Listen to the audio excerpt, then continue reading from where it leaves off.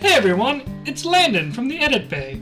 So, as it turns out, last week I wrote a really big dang long stupid video.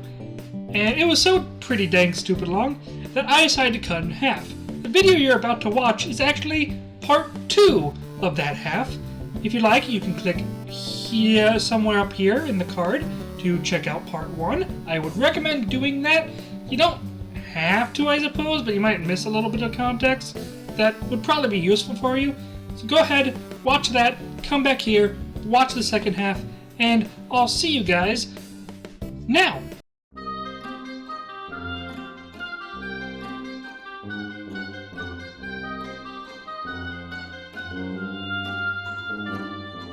The Shard of Endowment is important for different reasons. Taken by a woman named Edgley, Endowment is all about bestowing things with power. Endowment actually seems to really want to stick with the Shard's original non-intervention pact, but not fully. We know she has interacted with other Shards before, but she does so only sparingly, usually doing nothing more than speaking to them. We know of her doing some sort of deal with Valor, and she doesn't seem to really like hoarding, but to be honest, that's not a unique characteristic. Endowment seems to be pretty content to keep to herself on her chosen homeworld of Nalthis. She doesn't even interact with her own mortal neighbors very much. We know from some of Brandon's words on the subject that only one of the known religions on the planet has anything to say about Endowment. Even that is loose at best, and that religion is a religious minority. She seems to be one of the most stable Shards, not allowing her own intent to dominate it like Ruin did to Ati, but she's also not suppressing it like Ati tried to do to Ruin. The reason I call Endowment important for the greater Cosmere is what she could be up to. Endowment is particularly gifted at reading the future. It is something all Shards can do, but few are true masters of. Perhaps only the departed Lyris was better at it than Endowment. Taking this future sight into account, that could mean the actions that we do see Endowment take with her local mortals become more important to review. Endowment likes taking people who have recently died and infusing them with a tiny little splinter of her power, called Divine Breath. This process creates what Cosmere scholars refer to as a cognitive shadow. I don't have the time to explain the mechanics of cognitive shadows, but think of them kind of like ghosts. Only instead of being a wandering, disembodied soul, it is a hunk of raw magical power that has taken on the mind, memory, and mannerisms of something that was once alive. As these cognitive shadows, called Return, even have physical bodies. Each Return has had significant import to Nalthis, and one of them, Dasher, is one of the most important humans alive in the entire Cosmere for a wide variety of reasons. If Endowment is making Return for specific future sight-related purposes, it's probably important to at least keep an eye on it. Next up, let's cross a few more off the list and cover the dead. As I explained earlier, vessels can be killed and the intents can be splintered. This makes the overall Shard effectively dead.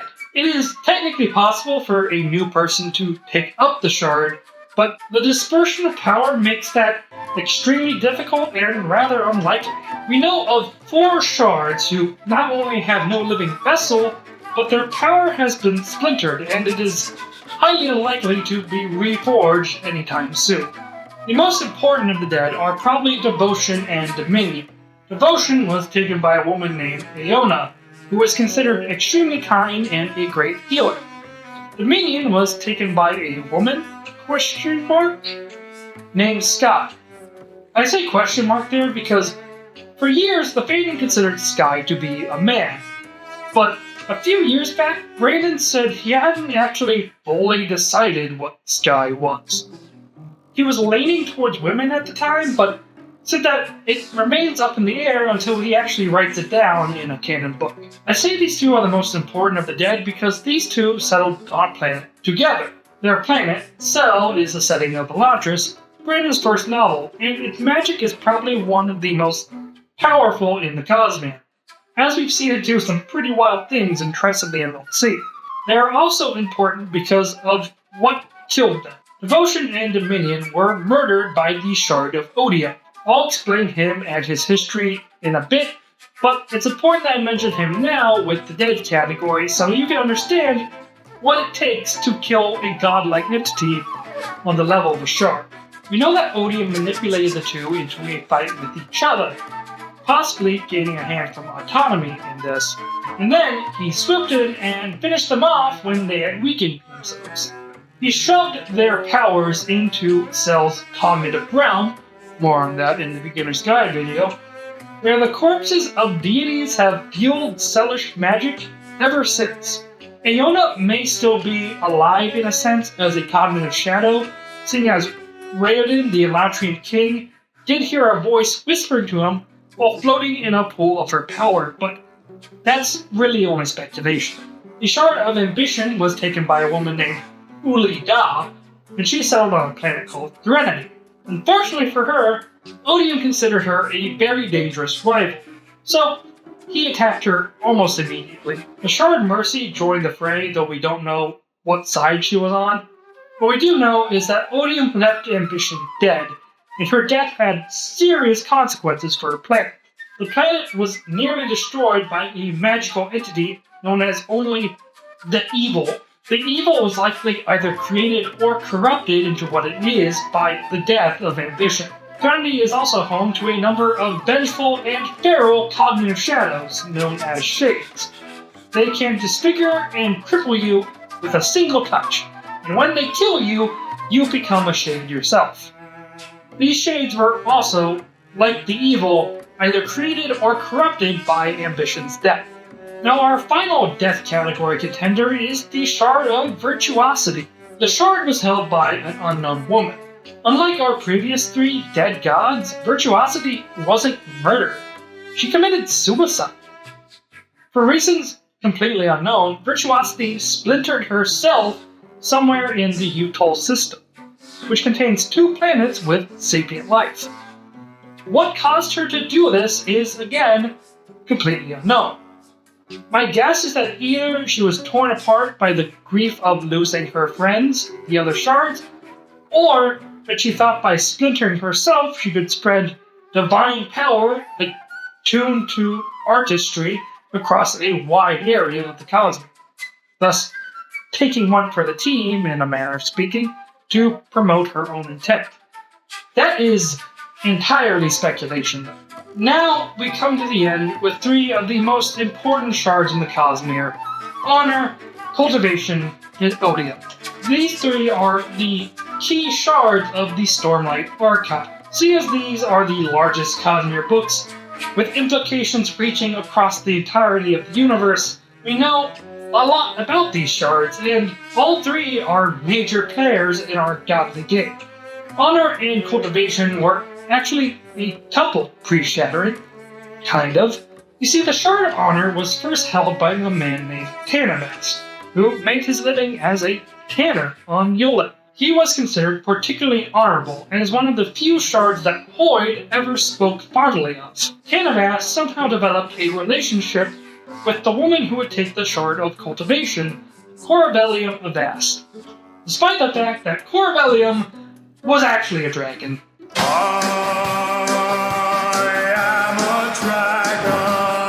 Now, I'm not too concerned with the mechanics of that relationship right now. What we should be focusing on is the fact that they couldn't live together normally, but following the shattering, the 2 were among the first to ignore the isolation agreement. They settled together on a planet known as Rosharan, where they made a great many things. Rosharan actually already had sentient life, known as the Singers, and the 2 shards encouraged their development. You see, Cultivation liked seeing things grow and develop and change. Honor really liked oaths and justice. Together, they were able to run their planet pretty well. The 2 also created a bunch of splinters of themselves by mixing their power together, creating beings of pure magical force, known as Spread, some varieties of which are wholly sapient. The two shards lived in peace until Odium moved into the nearby planet named Alashwa. Odium had been taken by a man known as Race. He describes Race even before he took on a shard that represents divine hatred as, quote, among the most loathsome, crafty, and dangerous individuals I had ever met. Bear in mind that that description comes from a 10,000 plus year old traveler who has made it his business to meet as many people as possible if to do nothing else but annoy them. Race was not satisfied merely being a god. He knew that while his contemporaries were out there, someone could always rival his power. Therefore, he began a crusade against the entire universe, almost as soon as he gained his powers. Race presents himself as wise and caring. He calls himself the Shard of Passion, not hatred. Yet, he enjoys toying with people, manipulating people, and destroying people. Odium is directly responsible for the deaths of devotion, dominion, and ambition. Eventually, Odium made his way to Alashwa, which was right next door to Rosharan. Alashwa had a population of humans, and Odium began using them as his playthings. He wanted an army that could spread his influence across the Cosmere, and Alashwa was his first experimentation with building and ruling humans directly. Race treated it like some sort of game or laboratory test. He gave some people magical powers and encouraged them to empire build, which naturally led to massive conflict. Honor, meanwhile, wasn't too happy about his new neighbor, and he went to Alashwa to investigate. And when he saw the wars that Odium was breeding, Honor intervened and granted magical power to some of the victimized. But Honor, despite meaning well, didn't really understand what he was getting himself into. The conflict between the two magically powered peoples nearly wiped out the entire planet, and only a small number of humans were able to escape with Honor's help to Rosharan. But fortunately, Odium came with them. The three deities all struck a deal, one they had no power to break. Odium was allowed to come to Rosharan, but he was now stuck there, as was Honor and Cultivation. As you might imagine, the sudden appearance of a brand new species on the planet caused a lot of tension between the native Rosharan singers and the humans.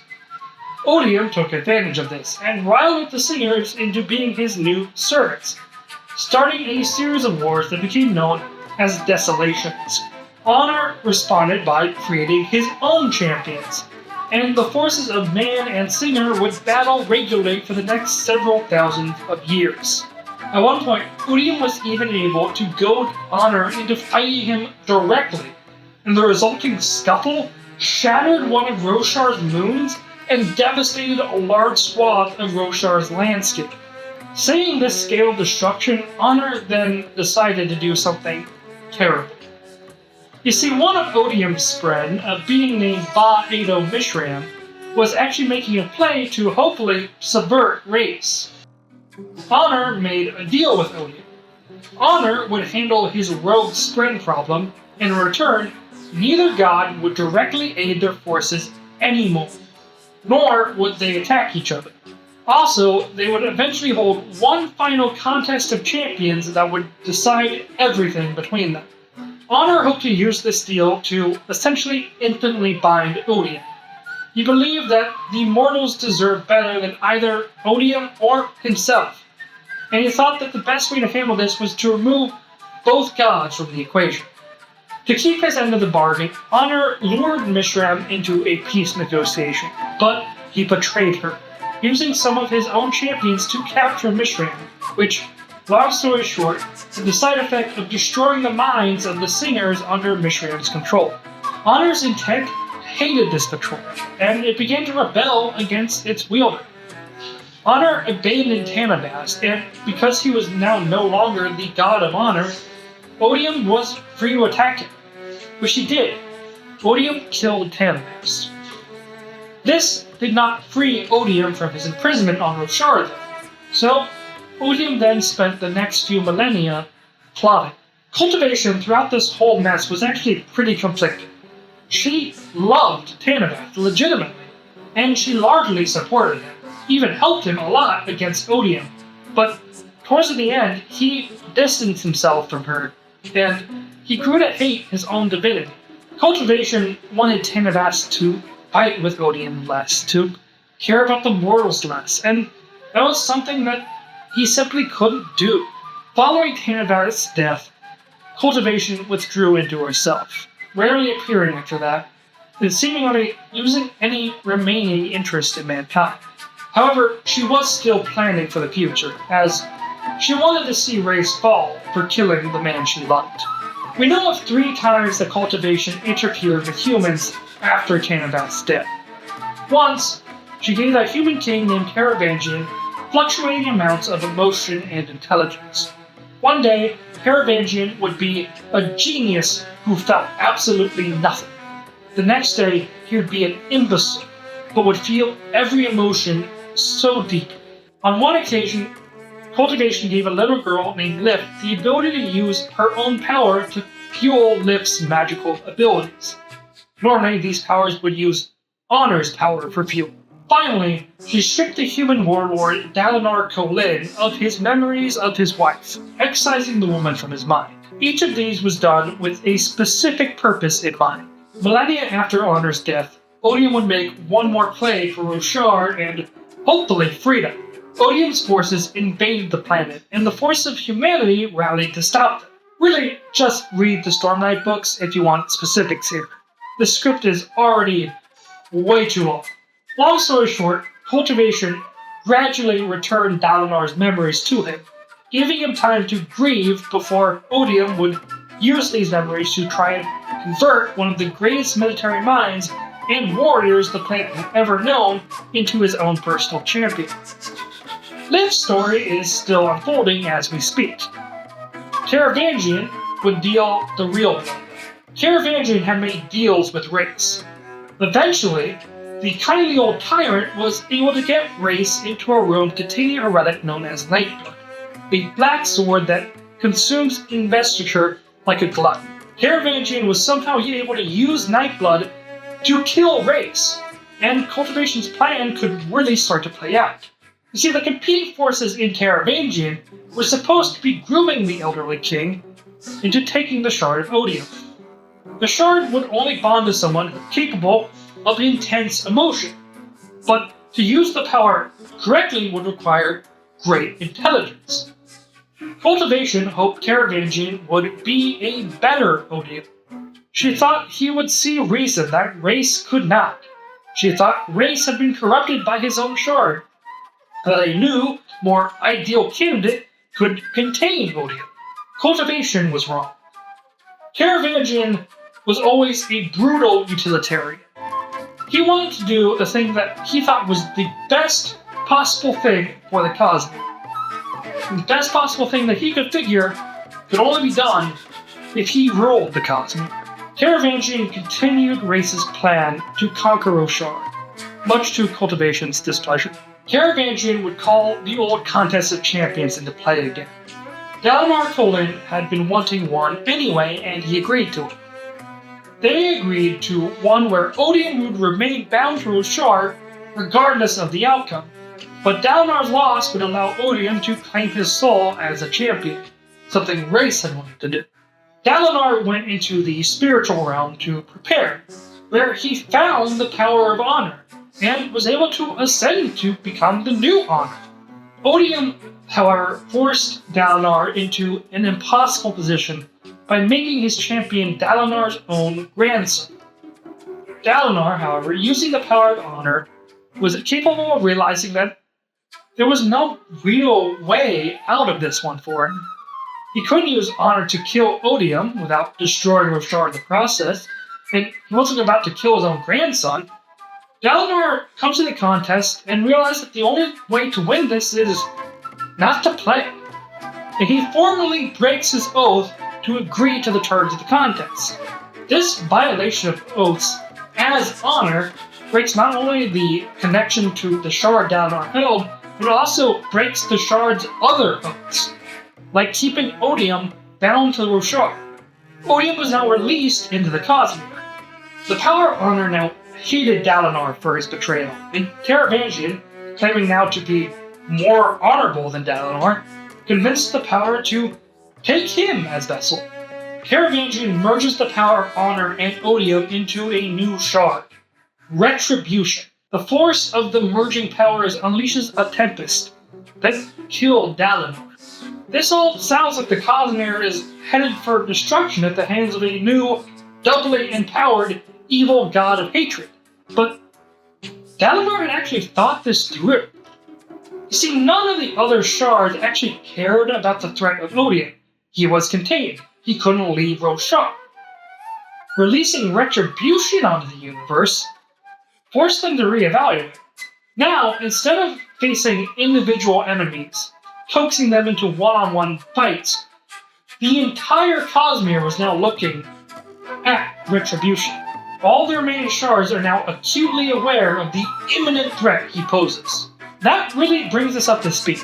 The Cosmere is due for some major conflicts as the shards conflict with each other. The various planets are increasing in technological skill. Planetary travel via the cognitive realm is becoming more commonplace.